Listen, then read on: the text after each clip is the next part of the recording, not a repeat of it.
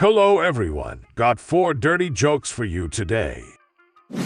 So a rich man, after 50 years of marriage, once looked at his wife and said, "You know, 50 years ago, we had a small house and an old car. We slept on the couch and watched a small black and white TV, but every night I went to bed with a beautiful 19-year-old girl." His wife looked at him and smiled. "Yes, I remember those days too," she said. The man continued, "Now I have a huge expensive house, many expensive cars, a huge bed in a luxurious bedroom, and a widescreen color TV, but I share a bed with a 69-year-old woman. I'm starting to doubt my marriage." His wife thought for a moment and then suggested, "You know what? You can find yourself a 19-year-old girl, and I will make sure that you live again in a small house, sleep on a sagging sofa, and watch black and white TV." So as the homeowner steps out into his backyard, he is enjoying the peace and quiet of his property when suddenly he notices something unusual. There is a rustling in the branches of his tree, and he sees a large figure moving around up there. As he approaches the tree, he realizes with shock that it's a gorilla. Not knowing what to do, the homeowner quickly searches online and finds the gorilla removal services. He makes a panicked call and they assure him that someone will be there to take care of the problem. Soon enough, a man arrives with a stick, handcuffs, a chihuahua, and a shotgun. The homeowner is taken aback by this strange collection of tools, but the gorilla removal service guy seems confident. He explains his plan to the homeowner. "I'm going to climb this tree and poke the gorilla with the stick.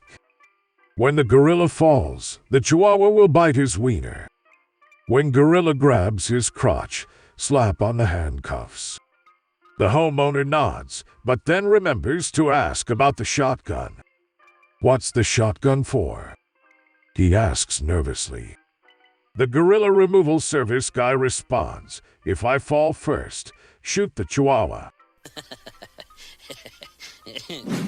Once upon a time, a man from Illinois was fed up with the cold and snow-filled streets of Chicago and decided to take a much-needed vacation to sunny Florida. He was excited to enjoy the warm weather and relax on the beach, but his wife couldn't join him right away as she had a business trip to attend to. As soon as he arrived at his hotel, he decided to send his wife a quick email to let her know that he had made it safely. However, he made a mistake while typing her email address and accidentally sent the message to an elderly preacher's wife, whose husband had just passed away the day before. When the grieving widow checked her email, she took one look at the screen, let out a piercing scream, and fell to the floor in a dead faint. At the sound, her family rushed into the room and saw this note on the screen of her tablet: "Dearest wife, just got checked in. Everything prepared for your arrival tomorrow. P.S. Sure is hot down here." So a man was lying on his deathbed, waiting for his final moment to come.